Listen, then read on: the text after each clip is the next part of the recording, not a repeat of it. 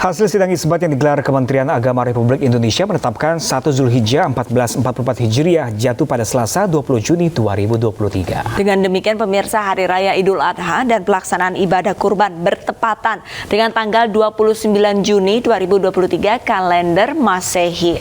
Pengumuman mengenai keputusan hasil sidang Idul Adha 1444 Hijriah disampaikan Wakil Menteri Agama Zainud Tauhid Saadi dalam jumpa pers di kantor Kementerian Agama Minggu malam. Hadir dalam sidang isbat perwakilan MUI, Organisasi Islam, Komisi 8 DPR, hingga Duta Besar Negara Sahabat. Tim Kemenak memaparkan posisi hilal dari seluruh wilayah Indonesia untuk menentukan awal Zulhijjah 1444 Hijriah.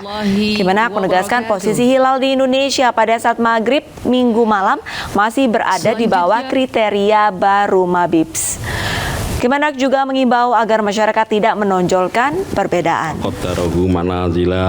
Oleh karenanya, berdasarkan hisab posisi hilal seluruh Indonesia sudah di atas ufuk dan tidak memenuhi kriteria Mabims, serta ketiadaan laporan melihat hilal, sidang isbat secara mufakat bahwa 1 Zulhijjah 1444 Hijriah jatuh pada hari Selasa tanggal 20 Juni 2023 Masehi dan Hari Raya Idul Adha jatuh pada hari Kamis tanggal 29 Juni 2023 Masehi.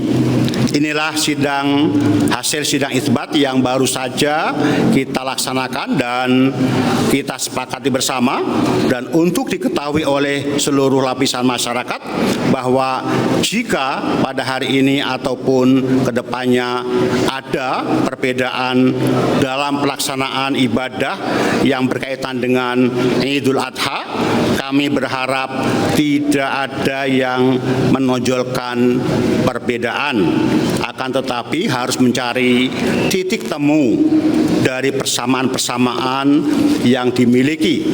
Kita harus memiliki sikap toleransi, tasamuh. Kita harus saling menghargai perbedaan yang terjadi, bukan saling mencaci dan melakukan hal-hal yang tidak. Sementara itu pemirsa, tradisi Atar Haji ratusan warga Pulau Gili Ketapang, Probolinggo konvoi perahu mengantarkan calon jemaah haji.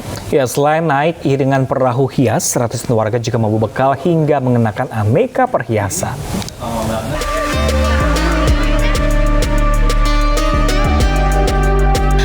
Tradisi Atar Haji merupakan kebiasaan warga Pulau Gili Ketapang, Probolinggo untuk mengantar keberangkatan warganya yang melaksanakan ibadah haji.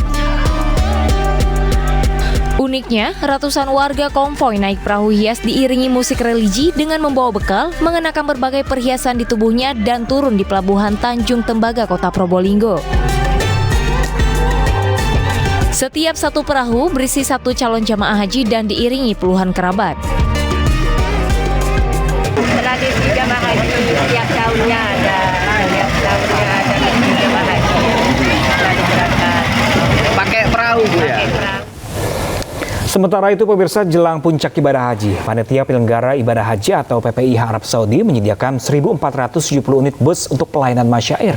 Bus ini akan beroperasi melayani jemaah selama prosesi puncak haji di Arafah, Musdalifah, dan Mina.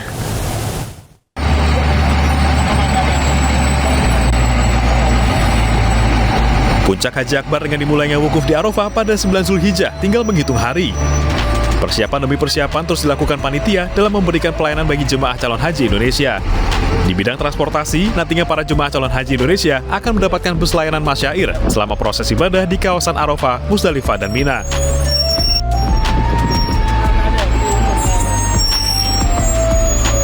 Untuk persiapan masyair sendiri, kita memang setiap maktabnya akan kita siapkan kurang lebih 21 bus perjalanan dari Mekah menuju Arafah. Saat ini memang sedang masa persiapan ya, yang diperkirakan tanggal 23 sudah masuk puncak, atau tepatnya di 5 Zulhijjah itu seluruh pergerakan bus yang beroperasi di kota Mekah itu akan ditarik semua menuju Musdalifah dalam rangka persiapan proses masyair. Sementara itu, PPIH Arab Saudi juga akan menyediakan 12 bus untuk kegiatan safari wukuf bagi jemaah yang mengalami sakit pada puncak haji. Tahun ini, Indonesia mendapatkan kuota haji sebanyak 229.000. 30% diantaranya atau 67.000 jemaah merupakan lansia berusia 60 tahun hingga 100 tahun lebih. Dari Mekah, Arab Saudi, Ahmad Tasori, iNews melaporkan. Dan pemirsa, untuk mengetahui update ibadah haji 2023, kami sudah terhubung dengan rekan kami Ahmad Tasori di Mekah, Arab Saudi. Selamat siang waktu Indonesia. Ahmad Tasori, Assalamualaikum. Bagaimana persiapan jelang puncak haji 2023? Ya, Waalaikumsalam warahmatullahi wabarakatuh, Arlista dan Pam serta pemirsa di tanah air.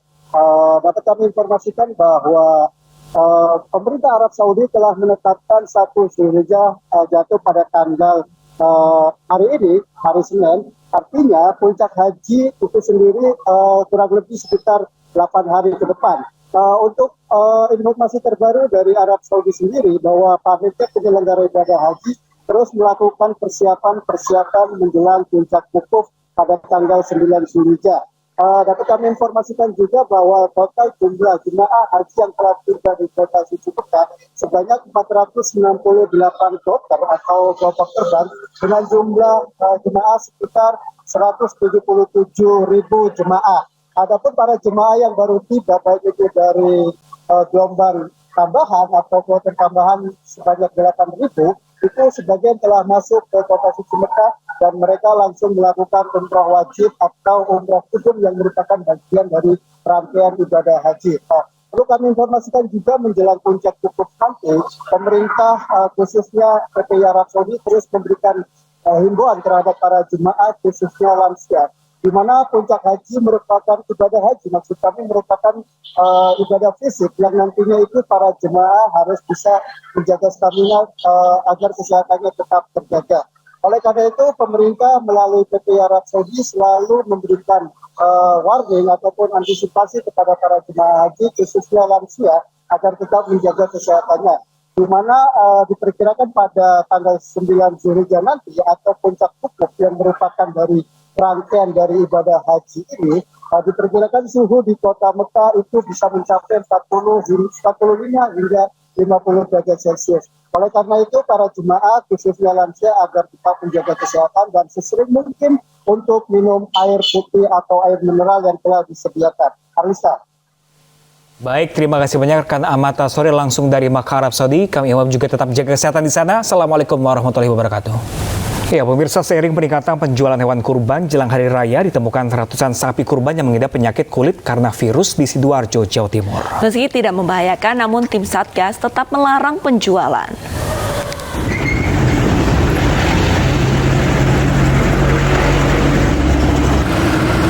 Pemantauan dan pemeriksaan hewan kurban khusus jenis sapi mulai dilakukan Dinas Pertanian dan Peternakan Sidoarjo. Sidak digelar setelah temuan kasus 250 ekor sapi kurban terserang virus LSD atau lumpy skin disease yang menyebabkan sapi mengalami penyakit kulit. Meski tidak mematikan, namun penyebaran virus tetap diwaspadai. Petugas melarang pedagang menjual sapi kurban yang terserang virus LSD untuk kategori sedang hingga berat. Kita sudah ada kasus LSD, jumlahnya saat update data sekitar 250 ekor. LSD itu untuk kategori ringan itu sah untuk dipotong, tetapi untuk kategori sedang dan berat dinyatakan tidak sah untuk dipotong. Nah, semisal nanti kita menemukan yang kondisi sedang dan berat, itu kita sarankan untuk tidak dijual. Sidak dan pengawasan ketat juga digelar Dinas Ketahanan Pangan, Pertanian dan Perikanan Kabupaten Temanggung, Jawa Tengah. Seperti di Pasar Ternak Terpadu Temanggung di Desa Badran, Kecamatan Keranggan. Satu persatu, kendaraan pembawa ternak diberhentikan dan diperiksa oleh petugas. Petugas juga mendirikan tempat isolasi khusus mengantisipasi jika hewan terindikasi penyakit menular. Hewan yang masuk ke pasar hewan itu diperiksa terlebih dahulu. Jadi apabila ada yang sakit nanti akan disendirikan. Sementara belum ada yang sakit lah. Jadi ini alhamdulillah sampai hari ini hewan-hewan yang dipasarkan di pasar hewan Badran itu sehat-sehat.